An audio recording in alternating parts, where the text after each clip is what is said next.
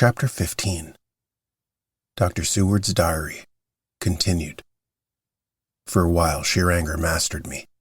It was as if he had during her life struck Lucy on the face. I smote the table hard and rose up as I said to him, "Dr. Van Helsing, are you mad?"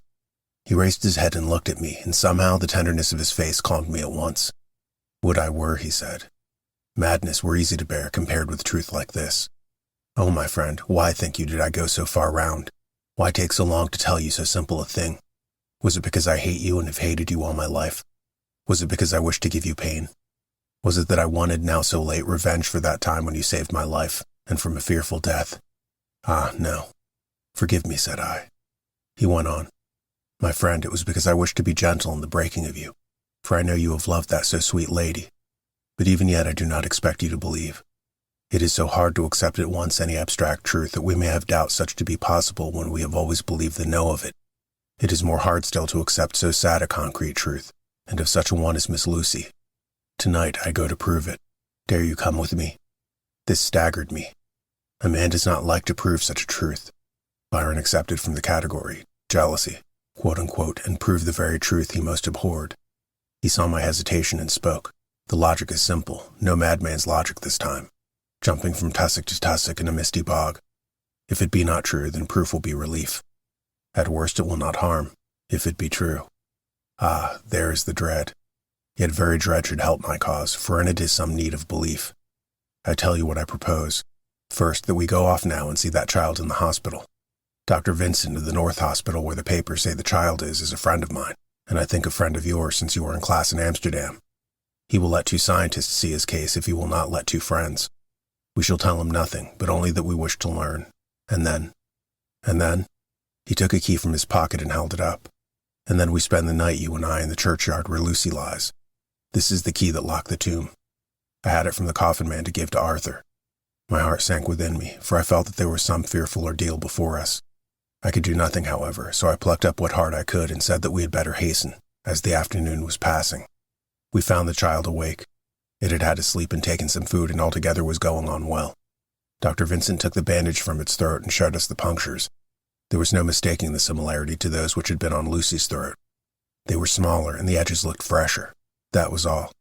We asked Vincent to what he attributed them, and he replied that it must have been a bite of some animal, perhaps a rat, but for his own part he was inclined to think that it was one of the bats which are so numerous on the northern heights of London. Out of so many harmless ones, he said, there may be some wild specimen from the south of a more malignant species. Some sailor might have brought one home and it managed to escape. Or even from the zoological gardens, a young one may have got loose. Or one may be bred there from a vampire. These things do occur, you know. Only 10 days ago a wolf got out and was, I believe, traced up in this direction.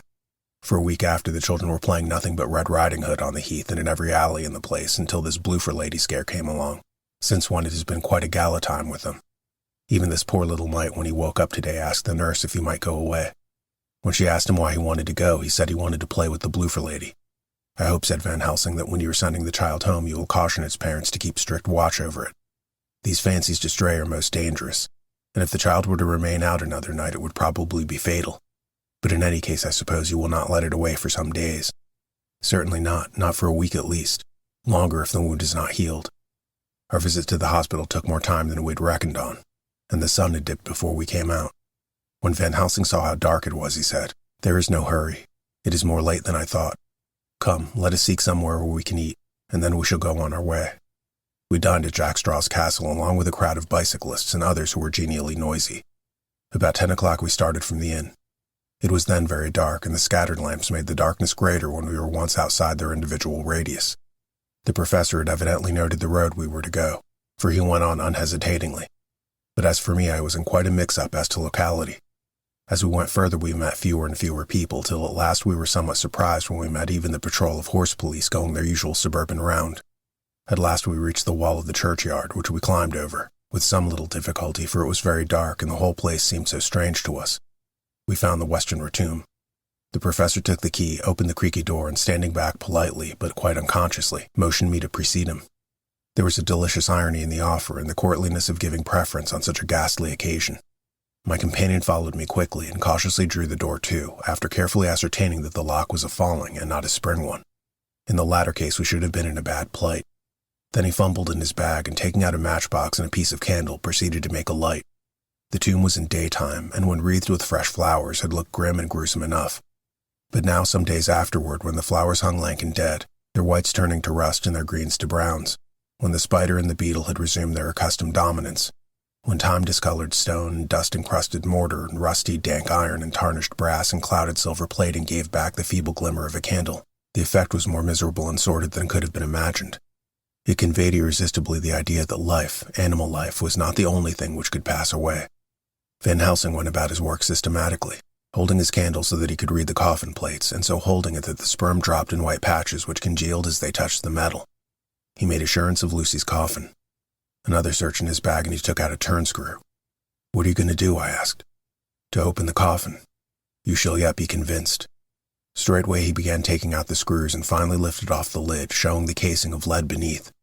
The sight was almost too much for me. It seemed to be as much an affront to the dead as it would have been to have stripped off her clothing in her sleep whilst living. I actually took hold of his hand to stop him. He only said, "You shall see," and again fumbling in his bag, took out a tiny fret saw, striking the turnscrew through the lead with a swift downward stab, which made me wince. He made a small hole, which was, however, big enough to admit the point of the saw. I had expected a rush of gas from the weak old corpse. We doctors who have had to study our dangers have to become accustomed to such things, and I drew back towards the door. But the professor never stopped for a moment. He sawed down a couple of feet along one side of the lead coffin, and then across and down the other side. Taking the edge of the loose flange, he bent it backwards towards the foot of the coffin, and holding up the candle into the aperture, motioned me to look. I drew near and looked. The coffin was empty. It was certainly a surprise to me and gave me a considerable shock, but Van Helsing was unmoved. He was now more sure than ever of his ground, and so emboldened to proceed in his task. "Are you satisfied now, friend John?" he asked. I felt all the dogged argumentativeness of my nature awake within me as I answered him. "I am satisfied that Lucy's body is not in that coffin. But that only proves one thing." "And what is that, friend John?" "That it is not there." "That is good logic," he said, "so far as it goes. But how can you account for it not being there?"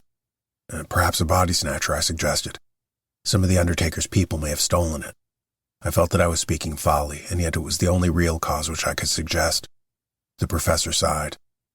"Well," he said, "we must have more proof. Come with me." He put on the coffin lid again, gathered up all his things and placed them in the bag, blew out the light, and placed the candle also in the bag. We opened the door and went out.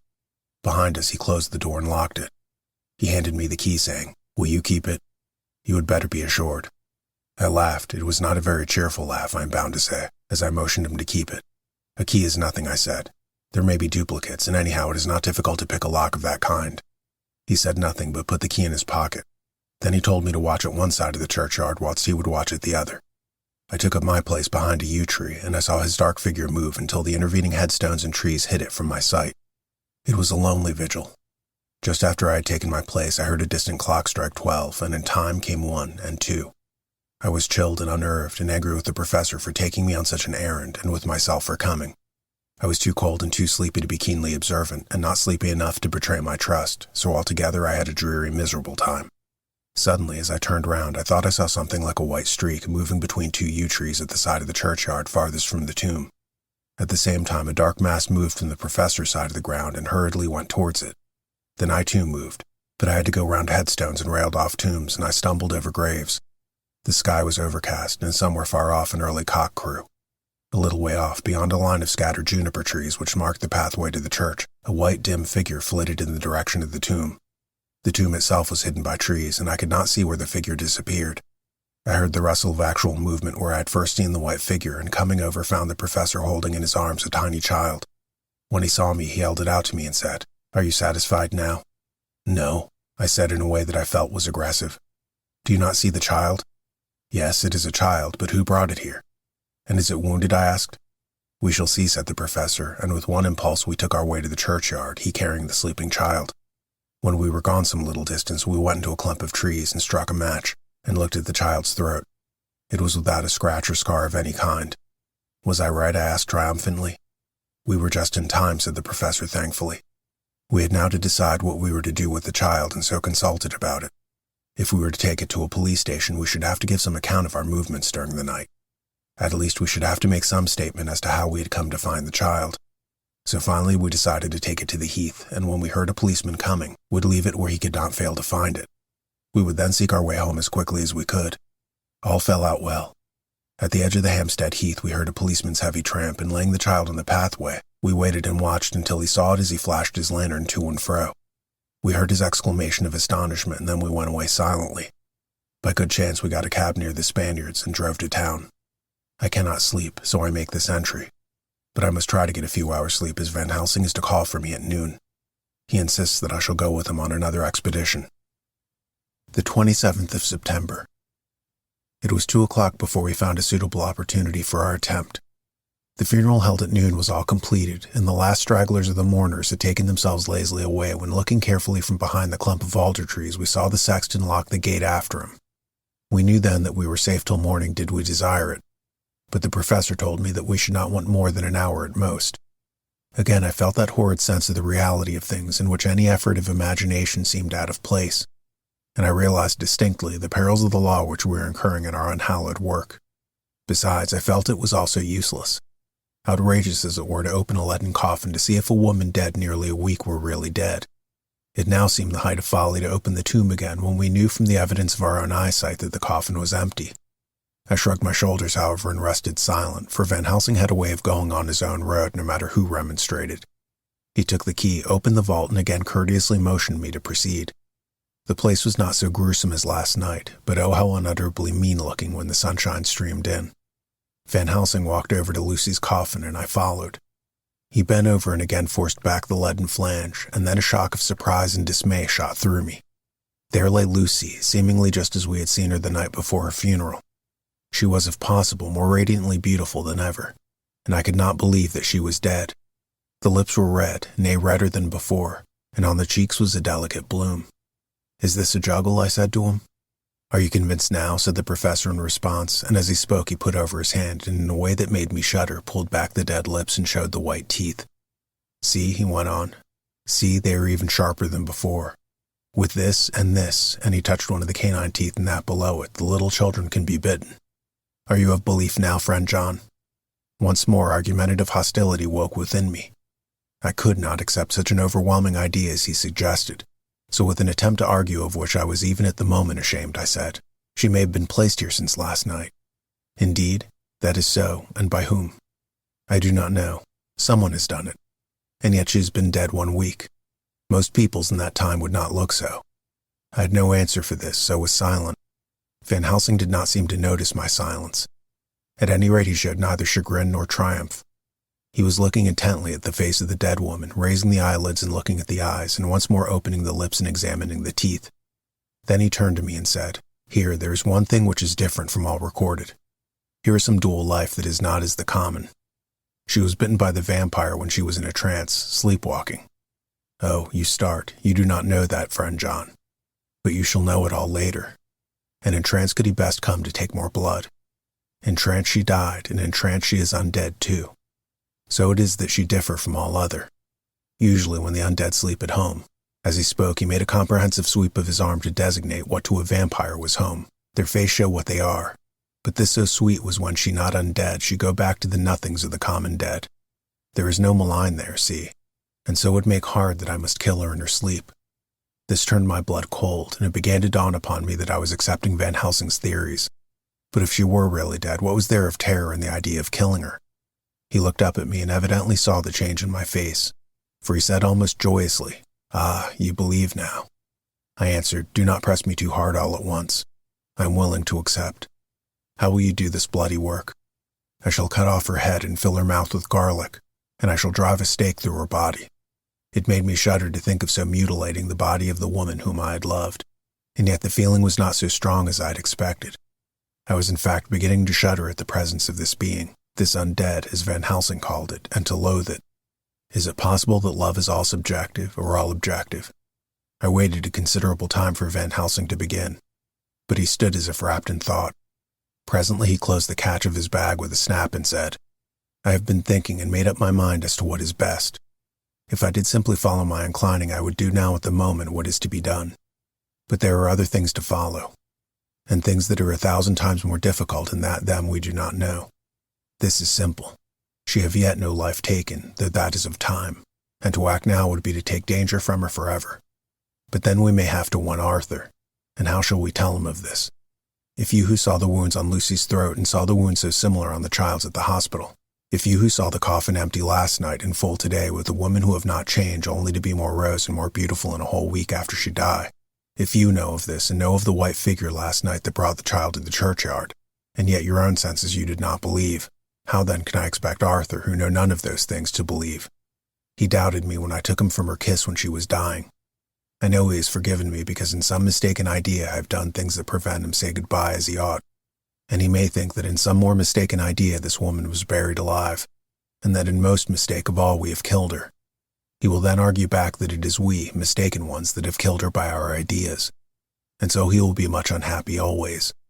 Yet he never can be sure, and that is the worst of all, and he will sometimes think that she he loved was buried alive, and that will paint his dreams with horrors of what she must have suffered, and again he will think that we may be right, and that this so beloved was after all an undead. No, I told him once, and since then I learned much. Now since I know it is all true, 100,000 times more do I know that he must pass through the bitter waters to reach the sweet. He, poor fellow, must have 1 hour that will make the very face of heaven grow black to him. Then we can act for all good round and send him peace. My mind is made up. Let us go. You return home for tonight to your asylum and see that all be well. As for me, I shall spend the night here in this churchyard in my own way. Tomorrow night you will come to me to the Berkeley Hotel at 10 of the clock. I shall send for Arthur to come too, and also that so fine young man of America that gave his blood. Later we shall all have work to do. I come with you so far as Piccadilly and there dine, for I must be back here before the sun set. So we locked the tomb and came away and got over the wall of the churchyard, which was not too much of a task, and drove back to Piccadilly. Note left by Van Helsing in his portmanteau. Berkeley Hotel, directed to John Seward, M.D. Not delivered. The 27th of September. Friend John, I write this in case anything should happen. I go alone to watch in that churchyard. It pleases me that the undead, Miss Lucy, shall not leave tonight, that so on the morrow night she may be more eager. Therefore I shall fix some things she liked not, garlic and a crucifix, and so seal up the door of the tomb. She is young as undead, and will heed. Moreover, these are only to prevent her coming out. She may not prevail on her wanting to get in. For then the undead is desperate, and must find the line of least resistance, whatsoever it may be. I shall be at hand all night from sunset till after the sunrise. And if there be aught that may be learned, I shall learn it. For Miss Lucy, or from her, I have no fear. But that other to whom is there that she is undead, ye have now the power to seek her tomb and find shelter. He is cunning, as I know from Mr. Jonathan, and from the way that all along he have fooled us when he played with us for Miss Lucy's life, and we lost. And in many ways the undead are strong. He have always the strength in his hand of 20 men. Even we 4 who gave our strength to Miss Lucy, it also is all to him. Besides, he can summon his wolf, and I know not what. So if it be that he come thither on this night, he shall find me, and none other shall, until it be too late. But it may be that he will not attempt the place. There is no reason why he should. His hunting ground is more full of game than the churchyard where the undead woman sleep and the one old man watch. Therefore I write this in case. Take the papers that are with this, the diaries of Harker and the rest, and read them, and then find this great undead, and cut off his head and burn his heart or drive a stake through it, so that the world may rest from him. If it be so, farewell. Van Helsing. Dr. Seward's Diary, the 28th of September. It is wonderful what a good night's sleep will do for one. Yesterday I was almost willing to accept Van Helsing's monstrous ideas, but now they seem to start out lurid before me as outrages on common sense. I have no doubt that he believes it all. I wonder if his mind can have become in any way unhinged. Surely there must be some rational explanation of all these mysterious things. Is it possible that the professor can have done it himself? He is so abnormally clever that if he went off his head he would carry out his intent with regard to some fixed idea in a wonderful way. I am loath to think of it, and indeed it would almost be as great a marvel as the other to find that Van Helsing was mad. But anyhow I shall watch him carefully. I may get some light on the mystery. The 29th of September. Morning. Last night at a little before 10 o'clock, Arthur and Quincy came into Van Helsing's room. He told us all that he wanted us to do, but especially addressing himself to Arthur, as if all our wills were centered in his. He began by saying that he hoped that we would all come with him too. For, he said, there is a grave duty to be done there. You were doubtless surprised by my letter? This query was directly addressed to Lord Godalming. It was. It rather upset me for a bit. There's been so much trouble about my house of late that I could do without any more. I have been curious, too, as to what you mean. Quincy and I talked it over, but the more we talked, the more puzzled we got. Till now I can say for myself that I'm about up a tree as to any meaning about anything. Me too, said Quincy Morris laconically. Oh, said the professor. Then you were nearer the beginning, both of you, than friend John here, who has to go a long way back before he can even get so far as to begin. It was evident that he recognized my return to my old doubting frame of mind without my saying a word. Then, turning to the other two, he said with intense gravity, I want your permission to do what I think good this night. It is, I know, much to ask. And when you know what it is I propose to do, you will know, and only then how much. Therefore may I ask you to promise me in the dark so that afterwards, though you may be angry with me for a time, I must not disguise from myself the possibility that such may be. You shall not blame yourselves for anything. That's frank anyhow, broke in Quincy. I'll answer for the professor.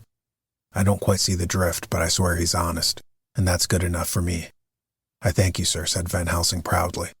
I've done myself the honor of counting you one trusting friend, and such endorsement is dear to me. He held out a hand which Quincy took.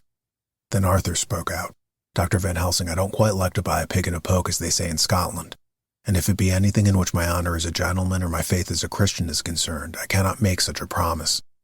If you can assure me that what you intend does not violate either of these two, then I give my consent at once, though for the life of me I cannot understand what you are driving at. I accept your limitation, said Van Helsing, and all I ask of you is that if you feel it necessary to condemn any act of mine, you will first consider it well and be satisfied that it does not violate your reservations. Agreed, said Arthur. That is only fair. And now that the pourparlers are over, may I ask you what it is we are to do? I want you to come with me, and to come in secret to the churchyard at Kingstead. Arthur's face fell as he said in an amazed sort of way, Where poor Lucy's buried? The professor bowed. Arthur went on, and when there, to enter the tomb. Arthur stood up. Professor, are you in earnest? Or is it some monstrous joke? Pardon me, I see that you are in earnest. He sat down again, but I could see that he sat firmly and proudly as one who was on his dignity. There was silence until he asked again, and when in the tomb, to open the coffin. This is too much, he said, angrily rising again. I am willing to be patient in all things that are reasonable. But in this desecration of the grave, he fairly choked with indignation. The professor looked pityingly at him. If I could spare you one pang, my poor friend, he said, God knows I would. But this night our feet must tread in thorny paths, or later and forever the feet you love must walk in paths of flame. Arthur looked up with his set white face and said, Take care, sir, take care. Would it not be well to hear what I have to say, said Van Helsing, and then you will at least know the limit of my purpose. Shall I go on? That's fair enough, broke in Morris. After a pause, Van Helsing went on, evidently with an effort. Miss Lucy is dead. Is it not so? Yes, there can be no wrong to her. But if she be not dead? Arthur jumped to his feet. Good God, he cried. What do you mean? Has there been any mistake? Has she been buried alive? He groaned in anguish that not even hope could soften. I did not say she was alive, my child. I did not think it. I go no further than to say that she might be undead. Undead? Not alive? What do you mean? Is this all a nightmare, or what is it? These are mysteries which men can only guess at, which age by age they may solve only in part. Believe me, we are now on the verge of one. But I have not done. May I cut off the head of dead Miss Lucy? Heavens and earth, no, cried Arthur in a storm of passion. Not for the wide world will I consent to any mutilation of her dead body. Dr. Van Helsing, you try me too far. What have I done to you that you should torture me so? What did that poor sweet girl do to you that you should want to cast such dishonor on her grave? Are you mad to speak of such things, or am I mad that I listen to them? Don't dare to think more of such a desecration. I shall not give my consent to anything you do. I have a duty to do in protecting her grave from outrage, and by God I shall do it. Van Helsing rose up from where he had all the time been seated and said gravely and sternly, My Lord Godalming, I too have a duty to do, a duty to others, a duty to you, a duty to the dead, and by God I shall do it. All I ask you now is that you come with me, that you look and listen, and if when later I make the same request you do not be more eager for its fulfillment than I am then I shall do my duty, whatever it may seem to me. and then to follow of your lordship's wishes, I shall hold myself at your disposal to render an account to you, when and where you will." His voice broke a little, and he went on with a voice full of pity. "But I beseech you, do not go forth in anger with me. In a long life of acts which were not often pleasant to do, and which sometimes did wring my heart, I have never had so heavy a task as now. Believe me that if the time comes for you to change your mind towards me, one look from you will wipe away all this so sad hour, for I will do what a man can to save you from sorrow. Just think, for why should I give myself so much of labor and so much of sorrow? I have come here from my own land to do what I can of good, at the first to please my friend John, and then to help a sweet young lady, whom too I came to love. For her, I am ashamed to say so much, but I say it in kindness. I gave what I gave, the blood of my veins. I gave it, I who was not, like you, her lover, but only her physician and her friend. I gave to her my nights and days, before death, after death, and if my death can do her good even now, when she is the dead undead, she shall have it freely." He said this with a very grave, sweet pride, and Arthur was much affected by it. He took the old man's hand and said in a broken voice, "Oh, it is hard to think of it, and I cannot understand, but at least I shall go with you and wait.